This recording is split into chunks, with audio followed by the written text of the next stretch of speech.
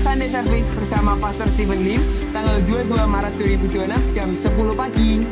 Dan ibadah sekolah minggu jam yang sama, jam 10 pagi di tempat yang sama.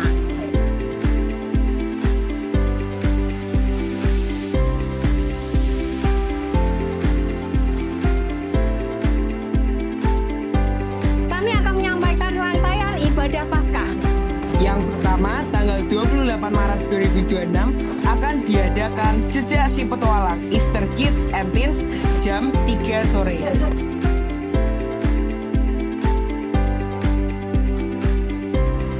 Ibadah Jumat Agung adalah tanggal 3 April jam 10 pagi.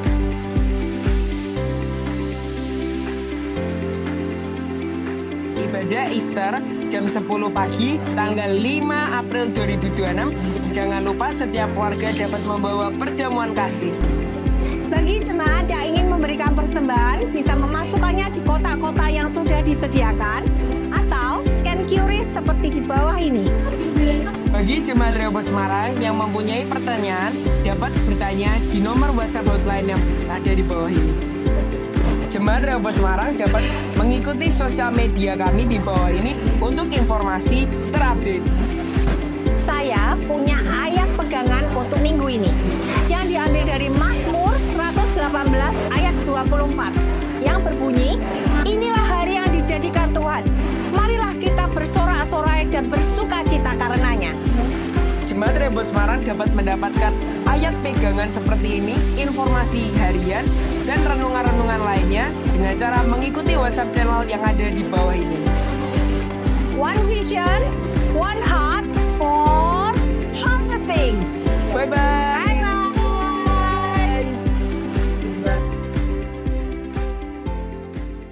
Jiwa-jiwa, satu arah, satu komando, satu gerakan menuju penuaian jiwa-jiwa. Rehoboth Semarang, tahun ini tahun penuaian.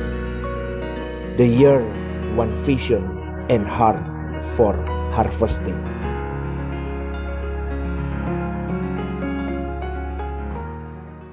Hari ini saya janji kita mulai seri khotbah di dalam Perjalanan Hati Daud bagian 1. Kenapa ini bisa saya buat khotbah ini? Karena di dalam perenungan saya seringkali berkata sama Bapak saya Elohim Yahweh, "Pak, anakmu yang namanya Stephen Lim ini jatuh bangun terus di hadapanmu." Aku frustasi, Pak. Kadang saya kadang malu, saudaraku. Tapi saya selalu mengingatkan diri saya, iblis selalu mendakwamu dan menjauhkanmu dari hadirat Allah. Tetapi ketika engkau merasa dirimu sudah jauh dan jatuh hari itu juga, segera-geralah kau kembali dan minta ampun sama Bapamu. Bapamu Maha Pengampun. Tapi yang membuat saya frustasi, kenapa aku jatuh di hal yang sama? Kenapa aku tidak kunjung menang di bagian itu, Bapak? Padahal Bapak Ibu, kalau Bapak Ibu tahu hidup saya kunci. Saya itu kayak robot, sudah bangun pagi melek mata, saya sudah mengunci diri saya ngomong dalam hati, hari ini harus menang. Kayak orang gendeng Bapak Ibu. Tapi tiap pagi saya begitu, hari ini aku harus menang. Itu yang saya kunci dalam diri saya. Kemudian ketika saya mempersiapkan hari Minggu kemarin khotbah, lagu tadi, lebih dalam lagi ku rindu Kau Tuhan, lebih dari segala yang ada, lebih dalam lagi ku cinta Kau Tuhan, ku mengasihimu. Yuk lagi bareng-bareng katakan, lebih dalam lagi ku rindu Kau Tuhan, lebih dari segala yang ada, lebih dalam lagi cinta Kau Tuhan, ku mengasihi-Mu. Ketika saya menyanyikan lagu itu, saya berderai air mata di kamar doa saya. Saya teringat dengan satu tokoh Daud. Daud adalah seorang pemazmur hebat di zamannya. Kalau lagu itu ada hari itu, mungkin Daud menyanyikan lagu itu. Daud bukan seorang raja yang sempurna, dia raja yang tidak sempurna. Tapi dia dikenal sebagai pribadi yang berkenan di hati Tuhan. Firman Tuhan sendiri berkata, Allah berkata, Saul sudah tidak diperhitungkan Tuhan karena dia tidak menjaga hari hidupnya di hadapan Allah. Kemudian Allah berfirman, Allah mengangkat Daud dan menjadi raja mereka. Tentang Daud Allah berkata begini, aku telah mendapatkan Daud bin Isai, seorang yang berkenan di hatiku dan yang melakukan segala kehendakku. Tapi itu gelar seorang raja, seorang pemazmur dan sebagainya. Tapi di balik pangkat dan kehormatan Daud, saudaraku, kita tahu cerita hidup Daud. Daud banyak kegagalan di mata Tuhan. Dia seorang raja hebat di Israel. Sampai hari ini namanya tidak tergantikan oleh siapapun. Tapi dia punya cerita gagal di dalam hidupnya yang menyenangkan hati Tuhan. Dia pernah jatuh di dalam dosa besar, dosa perzinahan kepada Batsheba dan membunuh Uria suaminya. Di sini saya mau ajak kepada kita semua, orang yang dekat dengan Tuhan, seorang Daud itu pun bisa jatuh, saudaraku. Tapi yang membedakan Daud ini, kenapa dia beda dengan Saul? Itu yang menjadi pertanyaan dan itu yang harus kita pelajari di dalam hari hidup kita sebagai pengikut-pengikut Kristus yang mau membawa diri kita menjadi hamba Allah itu. Kita belajar dari tokoh-tokoh Alkitab, kenapa Saul tidak menjadi pribadi yang diinginkan Tuhan dan Daud diinginkan Tuhan. Sama-sama fatal hidupnya sebetulnya, saudaraku. Apa yang menjadi perbedaannya? Yang membedakan cara Daud itu bangkit dari dosanya.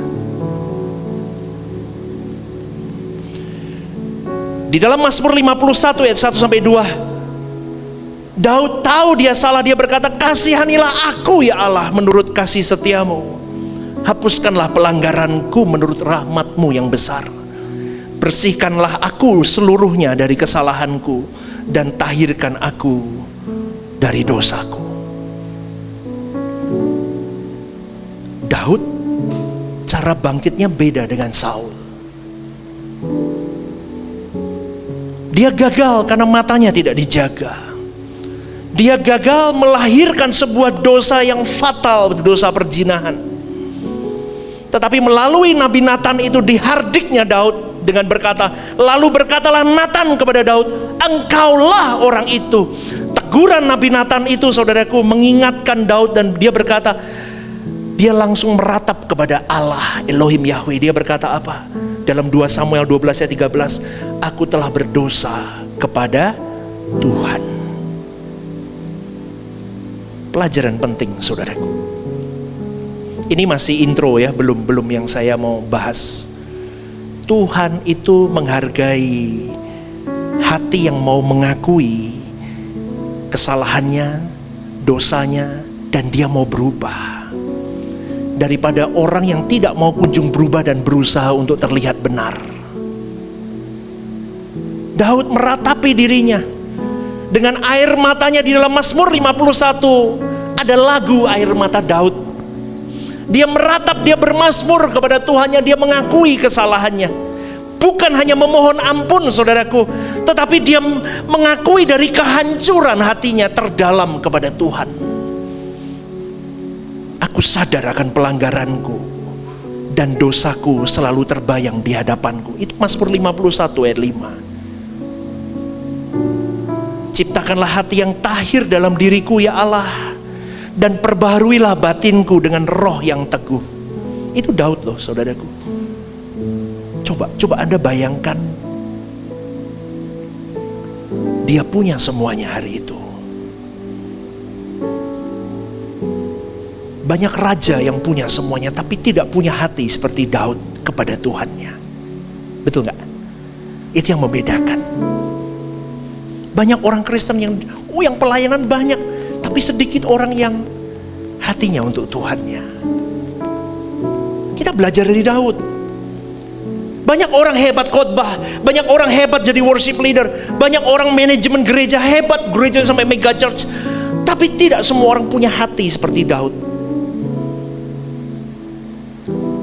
Yang berani ditegur, berani diremukkan oleh Tuhan, dan berani berperkara hatinya, meratap di hadapan Allahnya. Makanya saya ngefans sama Daud. Daud itu hidupnya gak bener. Kalau boleh dikatakan dia raja yang gak bener juga, tapi dia tetap di hati Allah. Itu yang spesial, itu yang harus kita cari. Kita sudah ketemu cara dia bangkit, kita kunci dalam diri kita. Cara kita bangkit harus seperti Daud bangkit. Amin saudaraku. Amin. Kita langsung meratap, kita bangkit, kita ratap di hadapan Tuhan. Meskipun kita tahu, meskipun aku sudah meminta ampun di hadapan Tuhan. Daud meminta ampun di hadapan Tuhannya. Dia meratapi kesalahannya, dia mengakui kesalahannya, dia memohon ampun akan kesalahannya. Tetapi konsekuensi tetap berjalan. Pedang tidak jauh dari keturunannya. Saya pernah ajarkan di sini Absalom, betul kan? Beberapa seri itu. Pedang tidak luput. Anaknya banyak yang meninggal. Tapi Tuhan tidak mencabut kasih karunia-Nya atas diri Daud. Daud tetap menulis Mazmur sebanyak mungkin, saudaraku. Maka saya boleh simpulkan begini, pemulihan sejati itu bukan berarti kembali seperti semula, tetapi menjadi lebih dalam mengenal kasih Tuhan. Kejatuhanmu dan kejatuhanku, mungkin kita dulu hidup kita remuk, jauh dari Tuhan. Tapi kejatuhan kita itu bukan akhir, tapi menjadi titik balik kita semakin dekat sama Tuhan, semakin memeluk Tuhan, semakin menggenggam Tuhan. Itu yang dibutuhkan Tuhan, saudaraku. Maka dari cerita hidup Daud ini, kita bisa menyimpulkan satu hal dulu. Sebobrok apapun Daud itu, hatinya buat Tuhan, dan Tuhan hatinya juga buat Daud. Makanya kalau di dalam Suara Kebenaran ada kalimat-kalimat yang Pak Eras ajarkan begini, kamu harus hidup benar sampai engkau ditandai Tuhan. Daud itu ditandai Tuhan. Itu yang mau saya ajak di Rehoboth Semarang, sampai engkau dan saya di atas rata-rata dari jutaan miliar manusia yang ada di Semarang ini, kita excellent. Gak usah bingung lah dengan yang lain deh. Kita mungkin gak seperti gereja lain, it's okay. Tapi each of us, inner kita, di dalam kita ini, spirituality kita itu beda. Kayak Daud itu dicari. Ini loh orang model kayak begini. Aku gagal, tapi aku meratap dan aku berjuang untuk tidak gagal lagi. Kenapa? Karena aku sayang. Itu yang saya mau kasih gambaran dulu di depan. Sampai akhirnya pada masa tuanya, saudaraku, Daud masuk di dalam masa akhir hidupnya. Maka saya mencoba melihat beberapa ayat-ayat di mana dituliskan, nanti akan berseri sampai minggu-minggu depannya. Ini saya mulai masuk, saudaraku. Kita akan belajar ayat-ayat yang berkenaan dengan akhir dari kehidupan Daud di hadapan Tuhan. Tadi cerita bagaimana dia hidupnya, kegagalannya, cara dia bangkit sampai di titik akhir hidupnya, dia masih tetap ditandai Tuhan. Dan itu menjadi gambaran yang merangsang diri saya, sampai-sampai saya berkata, terus bidikannya apa Tuhan dari khotbah ini? Roh Kudus di dalam hati nurani saya, dia memberikan gambaran begini. Nah, aku merindukan perjalanan hati seseorang yang menjadi penyembah sejatiku. Dan itu aku bidik engkau dulu. Aku rindu engkau menjadi penyembah sejatiku di dalam kompleksitas hidupmu. Belajar dari seorang Daud. Saya mulai mencoba, oke, saya akan mencoba, saudaraku. Karena saya sadar bahwa masalah yang paling penting itulah akhir kehidupan kita, saudaraku. Masalah yang paling penting di dalam akhir kehidupan seseorang itu adalah masalah yang sangat menentukan. Semua pencapaianmu, pencapaianku, semua prestasimu, saudaraku, semua mahkota yang kita miliki ketika kita hidup sepanjang hidup di bumi ini, itu akan melumer dan tidak ada artinya ketika kita mengakhiri perjalanan hidup kita salah. Dan banyak orang yang salah. Semuanya akhirnya yang kita capai itu berdebu semuanya. Lenyap sekejap, seketika, dan tidak ada gunanya, saudaraku. Siapapun di bumi ini yang hidup hari ini, manusia hari ini, apapun yang kita miliki, dengar baik-baik saudaraku, akan berdebu kalau segala pencapaianmu tidak kau akhiri di tangan Tuhan yang benar.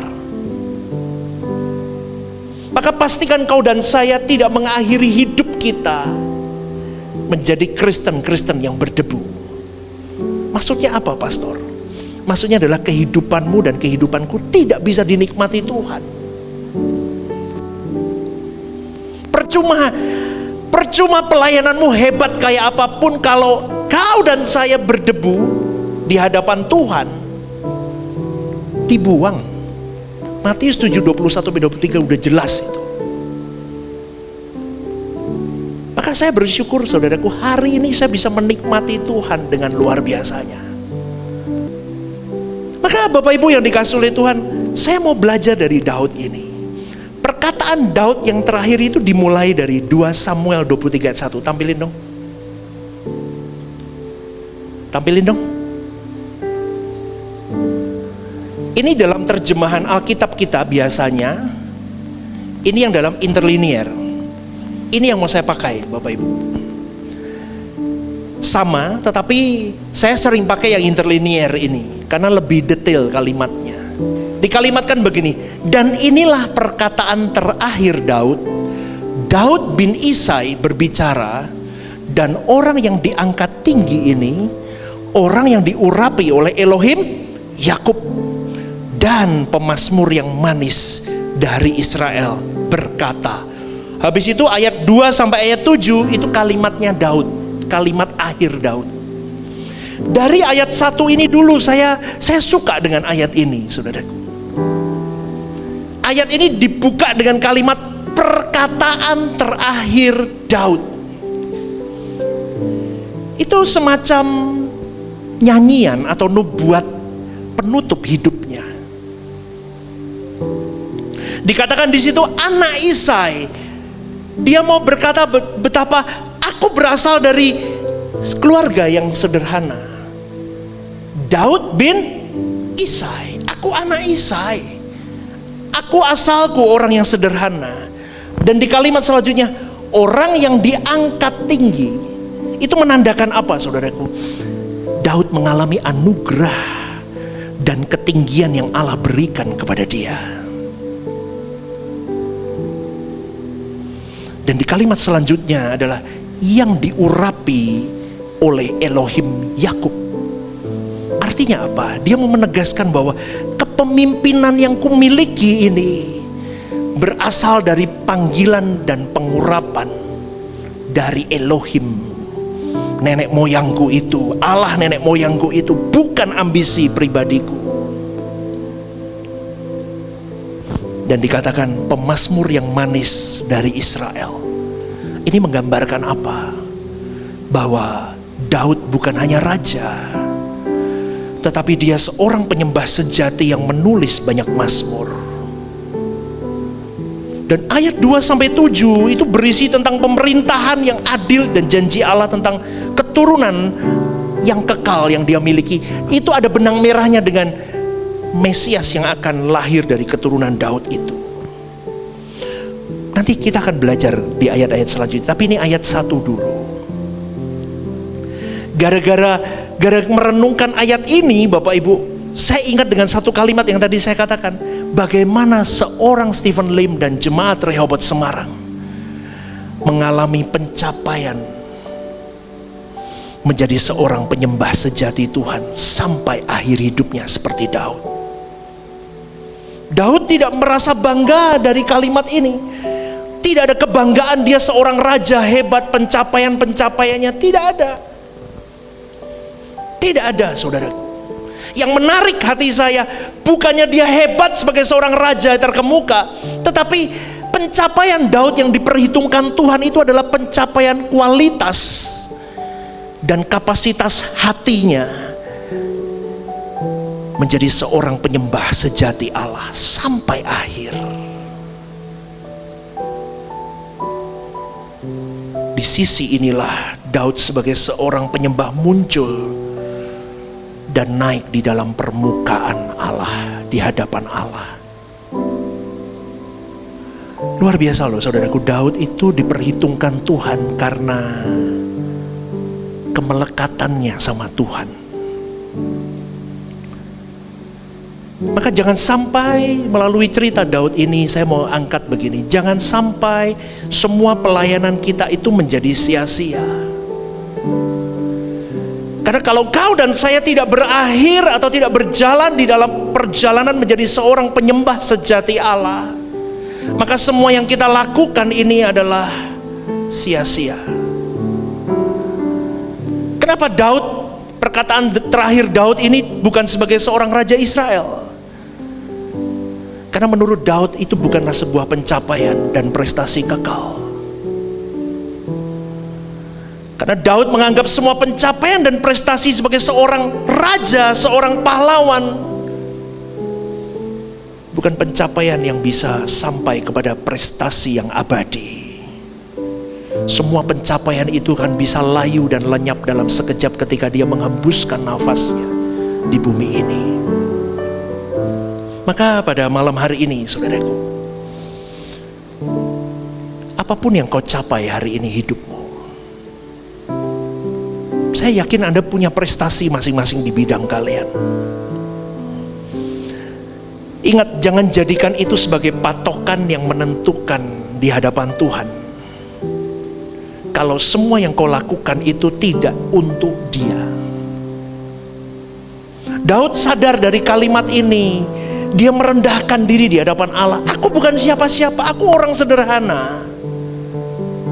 Tapi aku diangkat dan dipilih dan diurapi oleh Elohim Bapakku. Dia yang memberi aku kesempatan. Dan karena aku dekat dengan Dia, aku punya kedekatan yang intim dengan Dia, akhirnya aku bisa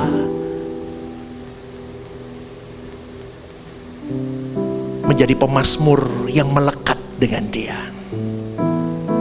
Maka pada malam hari ini, saudaraku, apapun pencapaianmu, kalau akhir hidupmu tidak benar, semua akan sia-sia. Semuanya tidak ada artinya, dan semuanya akan pudar di kunyah usia, saudaraku. Semuanya akan ditelan oleh zaman dan tidak ada artinya, tidak berjejak dan tidak ada gunanya. Kalau kau dan saya tidak end up selesaikan hidupmu, battle hidupmu pada tracking Tuhan. Saya khawatir Bapak Ibu, banyak orang yang hanya on fire di depan, habis bensin di jalan. Maka pastikan kalau kalian melayani hati Tuhan, itu sampai garis akhir. Dan itu dibutuhkan kemelekatan dengan Allah, cinta kepada Allah, memetakan hati Bapa day by day, sampai kau matang, kau dewasa, kau pandai, kau lihai, kau tahu Tuhan senang apa enggak. Itu butuh jam terbang, saudaraku. Itu butuh seorang hati yang mau diremukkan, yang mau dididik, hati yang mau melekat sama Dia. Anda ngikutin nggak sampai di sini? Titelmu nggak ada guna, pendetaku nggak ada guna kalau aku tidak pernah mempraktekkan apa yang kuucapkan sendiri dalam hari hidup. Itu hanya kemunafikan, dan itu memuakkan hati Allah dan memuakkan orang yang dekat dengan saya.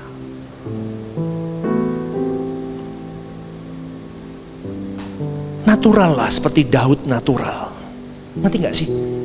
Daud itu natural. Saya buka semua sosmed saya, Bapak Ibu. Semua gambar, kadang itu kan, kadang keluar-keluar apa yang tidak berkenan. Gojek-gojek, guyon-guyon sesuatu yang tidak benar, saya delete, saya hapus semua. Semua yang kelihatannya kecil aja, guyon yang tidak benar aja saya hapus semua. Saya mau nekat nih. Saya sampai ngomong, aku tidak mau lihat apapun, tontonan TikTok apapun yang nyeleneh-nyeleneh yang buat aku jauh darimu, Allahku. Bahkan saya sampai bertekad tak matiin sosmedku habis ini kalau perlu. Karena kau mau bekerja dalam diriku supaya aku tidak berdebu.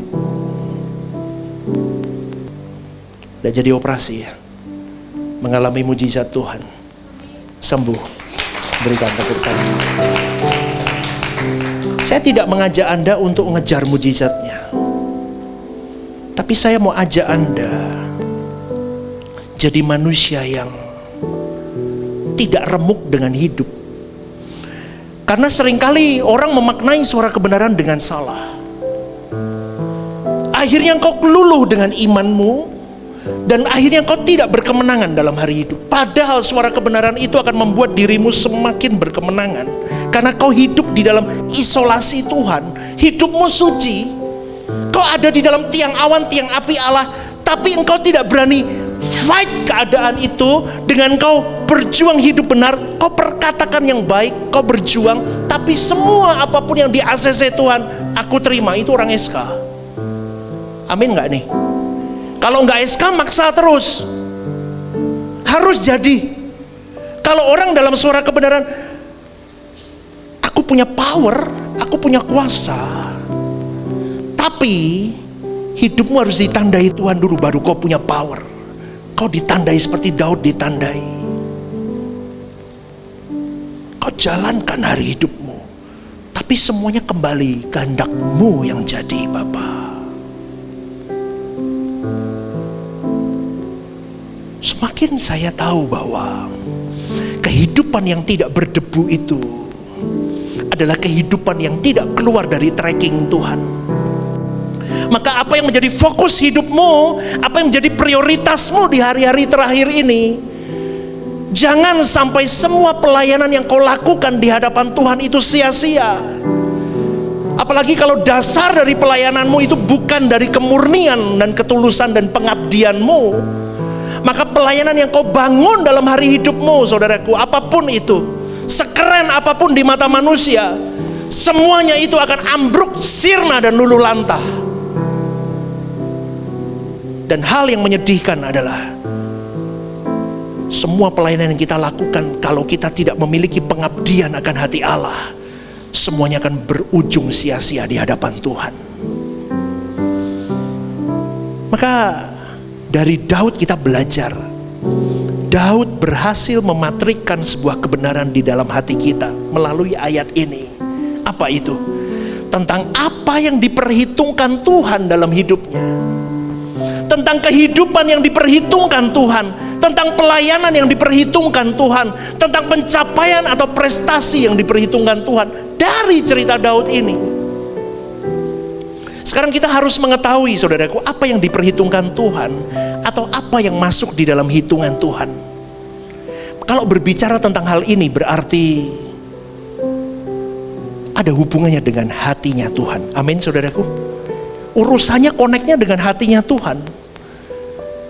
Semua hal yang kita lakukan harus berkenaan dengan kehendaknya Tuhan. Dan semua hal harus menyangkut hal-hal yang berhubungan erat dengan rencana Tuhan. Hati Tuhan, kehendak Tuhan, rencana Tuhan. Itu hidup kita. Urusannya hatinya Tuhan, sesuai dengan kehendak Tuhan, menyelesaikan rencana Tuhan. Kalau semua pencapaian dan semua prestasi kita di luar dari yang berkenan dari hati Tuhan, maka sia-sia. Kenapa? Karena semuanya tidak diperhitungkan oleh Tuhan atau tidak masuk di dalam hitungannya Tuhan. Anda sampai di sini mengikuti nggak, saudaraku? Amin. Berikan tepuk tangan untuk Tuhan. Hawanya dingin, gelap, tabuhannya begini terus ngantuk habis itu ya. Ya.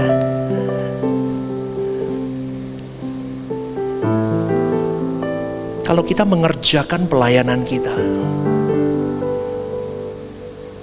fokus kepada sebuah kualitas yang diperhitungkan oleh Tuhan, maka luar biasa, saudaraku. Maka jangan pernah menanam apapun dalam hidup ini. Pelayananmu, pelayanan itu apa? Pekerjaanmu, tanggung jawabmu, semua. Pelayanan di gereja lokalmu, apapun itu. Jangan pernah menanam yang akan dicabut oleh Tuhan. Dan jangan membangun apapun yang akan dirubuhkannya, saudaraku. Dan janganlah memulai pelayanan dengan roh dan mengakhiri dengan daging. Karena iblis itu berusaha untuk meremukkan manusia untuk lari ke Tuhan, itu dihalangi oleh dia. Maka pastilah semua yang kita lakukan tidak akan diperhitungkan Tuhan. Dan satu lagi, saudaraku, jangan pernah menjadi besar untuk hal-hal yang salah, yang tidak berkenan di hati Tuhan. Artinya apa? Kalau pelayananmu keliru, percuma di hadapan Tuhan, tidak diperhitungkan oleh Dia. Karena semua yang kita bangun akan tersapu oleh ombak, saudaraku. Maka sisi penting yang harus ditanamkan dalam hati kita masing-masing adalah apa yang kita lakukan harus menjadi hal yang diperhitungkan Tuhan. Maka yang kita lakukan harus berefek kekal. Apapun itu, dimanapun ditempatkan Tuhan, apapun profesimu, apapun yang menjadi tanggung jawabmu, semuanya harus kita lakukan. Hal-hal itu semua harus berefek kekal, bukan yang mudah luntur dan sementara. Maka jangan jadikan gereja sebagai tempat entertain, saudaraku. Ada lampu, ada, yes, cukup, nggak ada ya nggak apa-apa. Betul. Jangan jadikan gereja menjadi tempat yang penuh kedagingan. Di Rehoboth Semarang saya kobarkan itu terus. Jangan, saudaraku. Hanya gaduh, hanya berisik, hanya entertain tanpa Tuhan. Itu percuma. Satu kesalahan utama yang dilakukan gereja Tuhan adalah Tuhan tidak menemukan hati yang menyembah di dalamnya. Seharusnya Tuhan menemukan orang-orang itu di Rehoboth Semarang. Orang-orang yang penuh cinta kepada Dia. Orang-orang yang menyembah, yang takut akan Dia, gentar. Dia mau buat dosa aja dia gentar. Bukan takut bisnisnya dimatiin Tuhan. Bukan takut dia masuk neraka, tapi takut melukai hatinya. Itu yang harus dibidik di Rehoboth Semarang. Itulah suara kebenaran sesungguhnya. Amin, saudaraku. Banyak orang Kristen hari ini takut Tuhan hardik dia dengan berbagai masalah hidup.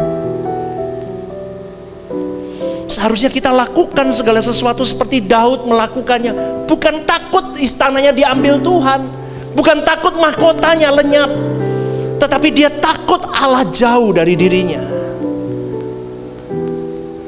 Jangan jadikan gereja tempat kudus yang tidak kudus. Maka setiap kau dan saya yang ikut pelayanan di depan begini ya, ataupun apapun lah yang ikut pelayanan, kita bukan show, ini bukan entertain hari Minggu, hari Rabu. Tuhan sangat mengenali motivasi pelayanan hati kita, saudaraku. Daud dikenali hatinya oleh Tuhan. Sebobrok-bobroknya dia tahu. Daud tahu. Dan Tuhan merasakan getaran cinta Daud itu kepada Elohim Yahweh. Bagaimana dengan kau dan saya hari ini? Ingat loh, tidak ada yang bisa disembunyikan di hadapan Tuhan. Kita boleh menyamarkan apapun, kita mau menangis-nangis di mimbar ini, nyanyi, nangis model apapun, tapi Tuhan kenal perbedaan antara pelayan yang berisi dengan kesungguhan hati dengan pelayanan yang kosong. Tuhan mengenali perbedaan antara pelayanan yang penuh dengan penyembahan dengan pelayanan yang penuh tercemari dengan kedagingan, sekalipun itu mewah di panggung, saudaraku.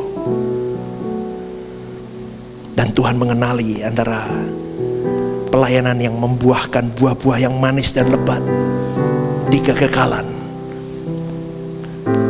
dan pelayanan yang berbuah busuk yang menyakiti hati Tuhan. Itu yang saya lihat dari hidup Daud. Setiap kali dia membuahkan sesuatu yang salah, dia kunjung langsung segera-gera dia kembali ke Tuhan. Artinya apa? Daud punya ketulusan. Itu yang dinilai tinggi oleh Tuhan. Dia gak dibuat-buat cintanya. Dia gak dipaksa. Orang Kristen hari ini cinta Tuhan karena terpaksa. Takut bisnisnya dihardik, takut kena tulah, takut kena ini dan itu. Tetapi Tuhan itu mencari ketulusan, kemurnian pengabdian kita di hadapan Tuhan, supaya yang kita lakukan itu diperhitungkan dan diupahi oleh Tuhan. Loh, semua pelayanan kita diupahi Tuhan loh, saudaraku. Amin gak? Semua keringat kita, semua air mata kita, bahkan darah martir yang tercurah pun, semua diperhitungkan Tuhan. Maka melayani Tuhan itu manise, saudaraku. Amin. Senggol kiri kanannya, manise kau ikut Tuhan itu. Tapi repot pastor, tiap minggu aku gak bisa jalan-jalan. Biasanya dulu Sunmori tahu gak? Sunday morning ride, saya bisa jalan-jalan sama klub motor gua. Sekarang gua gak bisa. Di penjara sama Stephen Lim, suruh jadi WL misalnya, jadi usher, jadi apapun. Dengar, melayani Tuhan itu selalu manise kalau kau melayani dengan hati yang sungguh, hati yang tulus. Saudaraku, dari Daud ini kita mau belajar. Kita mau mengejar apa yang berkenan di hatinya, supaya apapun yang kita lakukan, pelayanan kita diperhitungkan Tuhan. Amin, saudaraku. Amin, saudaraku. Jangan sampai pelayanan kita sia-sia di hadapan Tuhan. Rendah hatilah kalau hari ini kau diberkati luar biasa finansialmu, bisnismu. Dulu kita orang gak punya apa-apa, hari ini kau dibawa naik oleh Tuhan. Ingat, Daud lebih hebat dari Anda. Tapi Daud punya ketulusan, kerendahan hati.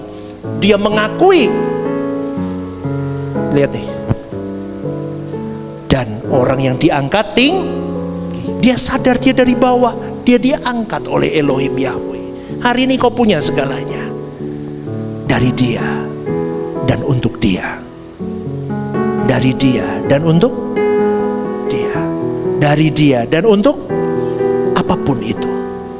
Pekerjaanmu, talentamu, waktumu, apapun itu. Hari ini kau masih berhitung sama Tuhan. Kau masih berhitung dan kau berkata, Kaulah segalanya di dalam hidupku. Saya cuma mau katakan, bohong. Orang Kristen itu paling jago bohongin Tuhan. Itu kayak orang ngomong sama saya, Pastor, I support you. Tapi di luar ngomong, apa toh khotbah Stephen ini bulet, pusing. Itu kakinya ndak napak di atas itu. Mosok hidup suruh suci, nggak bisa lah wong urip suci. Itu sama. Stepping back on me. Kita seringkali stepping back ke Tuhan. Bohong. Apalagi lagu-lagu GSKI, engkau lebih dari. Amin. Lu kira iso apa beta? Engkau lebih dari nafasku, lebih berharga dari segalanya. Elohim Yahweh, Bapakku puja lagi. Engkau lebih dari jantungku, engkau lebih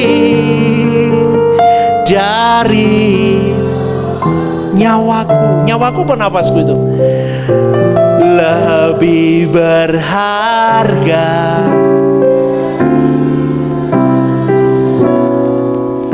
Elohim Yahweh, Bapakku puja. Ketika engkau disalahpahami orang, ini rumus yang saya ikuti dari Bapak rohani saya pelajari, saya coba terapkan. Itu salah saya kok, memang saya tuh kadang doa tuh jangan sembarangan doa.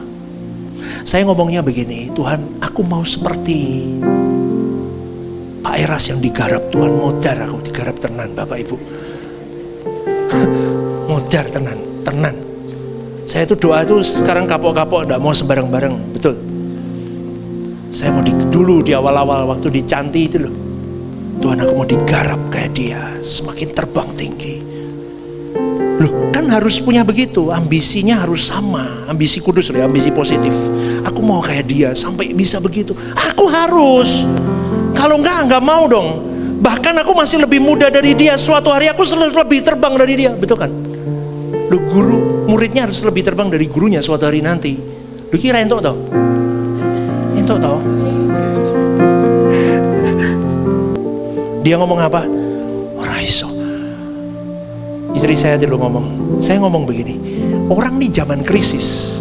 Orang krisis pasti cari Tuhan, betul nggak? Betul nggak? Orang krismon cari Tuhan.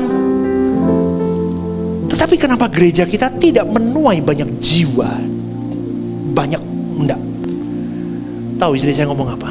Lah khotbahmu mati-mati ya. Wes krisis ekonominya apa omongi mati-mati tambah mumet. Oh. Yang dicari apa?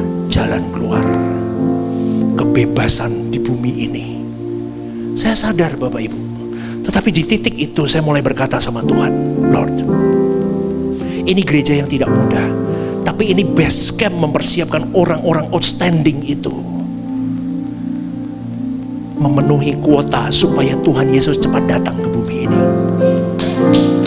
Amin. Maka kalau di luar sana nanti Anda dengar Stephen Lim itu begini, jangan ditolak omongan itu.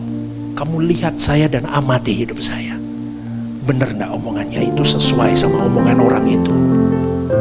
Atau saya melakukan apa yang saya khotbahkan dalam hari hidup? Karena buat saya, saudaraku, seorang pribadi yang melakukan suara kebenaran, kalau belum dihajar sampai titik harga dirinya habis, nama baiknya habis, itu belum masuk SK.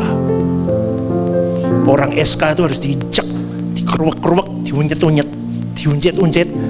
Kalau kamu tidak bergeming, kamu tetap sama Tuhan dan kamu stay focus on Him. Kau jaga hati, kau jaga pikiran, kau jaga perasaan di level itu. Kenapa? Khotbahnya ajarannya apa? Seperti Yesus habis-habisan nggak? Diunyet.